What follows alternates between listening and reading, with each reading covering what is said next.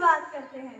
अरे अभिव्यक्ति आजादी की लड़ाइयाँ तो बहुत लड़ ली हमने, अभिव्यक्ति आजादी की लड़ाइयाँ तो बहुत लड़ ली हमने, आज राष्ट्रहित में चलकर कुछ बात करते हैं। सुप्रातः आदरणीय प्रधानाचार्य जी, अध्यापकगण एवं मेरे प्रिय बहनों और भाइयों, मैं सोनम कक्षा 10वीं से सन हाउस की तरफ से आज आप सभी के सामने एक भाषण प्रस्तुत करना चाहती हूँ, जिसका उचित शीर्षक है राष्ट्र निर्माण। जैसा कि आप सभी जानते हैं कि हमारा देश 15 अगस्त 1947 को अंग्रेजों की चंगुल से आजाद हुआ था, परंतु क्या आप सभी जानते हैं कि एक देश होता क्या है? क्या देश कोई कागज के टुकड़े पर बना मानचित्र है या फिर सीमा से घिरा एक भूमि का टुकड़ा? जी नहीं, देश ना कोई कागज का टुकड़ा है, ना ही कोई भूमि का टुकड़ा।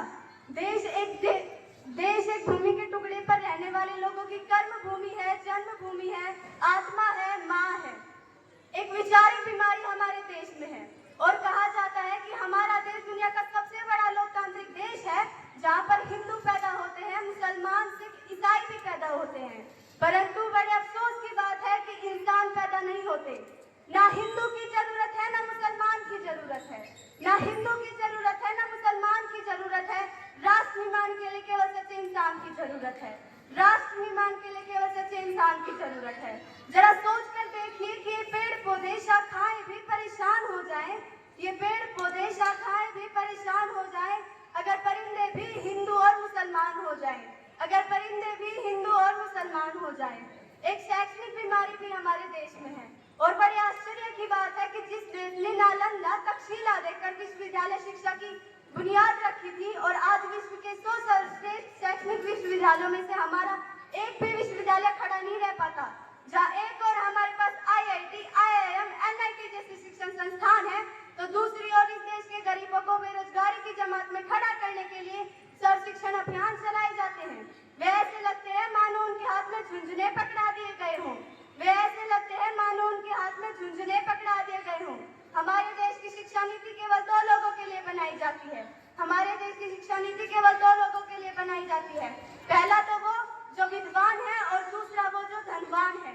इस तरह की कई गजब की बीमारियां हमारे देश में हैं, जिनकी जड़ है अंधविश्वास।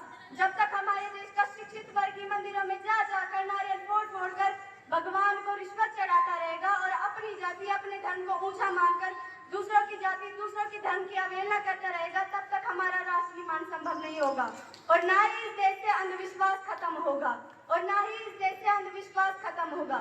हमारी संस्कृति, हमारी सभ्यता, हमारी संस्कृति, हमारी सभ्यता के आगे दुनिया ने शीश नवाया है। हमारी संस्कृति, हमारी सभ्यता के आगे दुनिया ने शीश नवाया है, परंतु सभ्यता के नाम पर हमने सिर्फ अंधविश्वास फैलाया है, परंतु सभ्यता के नाम पर हमने सिर्फ अंधविश्वास फैलाया है। हमारा राष्ट्र निर्माण तब संभव होगा जब नारी को पूजा नहीं, उसका सम्मान किया जाएगा। स्वच्छता अभियान में केवल सरकार नहीं, अपितु सड़क पर चल रहा हर व्यक्ति अपना योगदान दिखाएगा और सरकारी स्कूल की चौखट पर केवल मध्याह्न भोजन के लिए नहीं, अपितु ज्ञान अर्जन के लिए भी एक गरीब बच्चा पैर रखेगा, उस दिन हमारा राष्ट्र निर्माण संभव होगा। हमारा राष्ट्र निर्माण तब तक संभव नहीं होगा जब तक एक नागरिक नैतिक रूप से सटीक, चारित्रिक रूप से भ्रष्ट, मानसिक रूप से दिवालिया, धार्मिक रूप से अंधा, राजनीतिक रूप से गंदा, शैक्षिक मान मूल्यों के आंकड़ों में चिन्ह चिन्ह पैमान्य रूप से अखंड भारत को खंड खंड करता रहेगा, तब तक हमारा राष्ट्र निर्माण संभव नहीं होगा।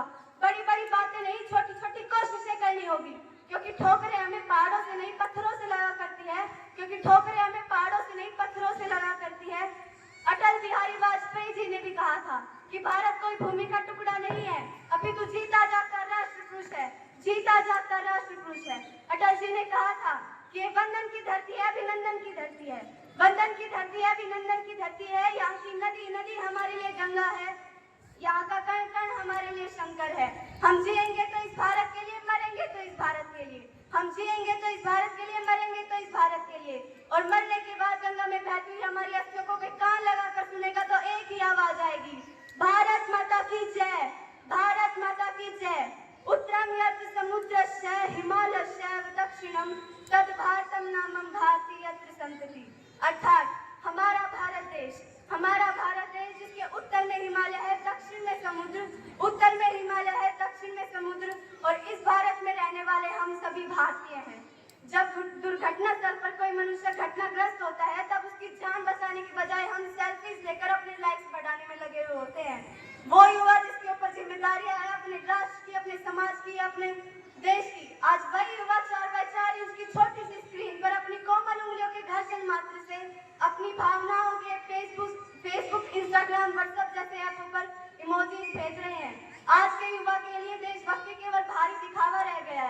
उन्हें स्वतंत्रता दिवस का अर्थ ही नहीं पता। उनके लिए तो स्वतंत्रता दिवस का अर्थ केवल एक दिन की छुट्टी, ध्वजारोहण या फिर टीवी पर पूरे दिन चलने वाले देशभक्ति गानों से है। यदि किसी को थोड़ी और देशभक्ति दिखानी हो तो वो सोशल मीडिया या फिर फेसबुक पर 2-4 स्वतंत्रता दिवस से रिलेटेड पोस्ट डाल देते हैं या फिर अपनी प्रोफाइल पिक में झंडे की फोटो लगा देते हैं। क्या यही देशभक्ति है? जी नहीं, ये देशभक्ति नहीं है। आज जरूरत है युवाओं को देशभक्त बनाने की, उनके अंदर देशभक्ति जगाने की। मैं सल्यूट करना चाहूंगी दिन रात सरहद पर खड़े उन जवानों को, हमारे देश की पुलिस, प्रशासन व किसानों को और हर उस नागरिक को जो अपना काम पूरी लगन, मेहनत व ईमानदारी से करता है। पूरी लगन, मेहनत व ईमानदारी से करता है। हम एक ऐसे समाज में रहते हैं जहाँ पर लड़कों से बात करता देख भाई झटकाते हैं और अपनी गर्लफ्रेंड के किस्से घर में हंस कर बताते हैं। और मैं बता दूं कि नारी सुरक्षा के मामले में हमारा देश चौथे नंबर पर आता है। तभी तो हम आए दिन अखबारों में रेपों की खबरें पढ़ते हैं।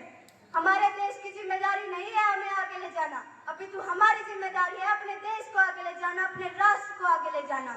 आप कभी ये मत पूछिए कि आपके देश ने आपके लिए क्या किया है, आप अपने आप से पूछिए कि आपने अब तक अपने देश के लिए क्या किया है।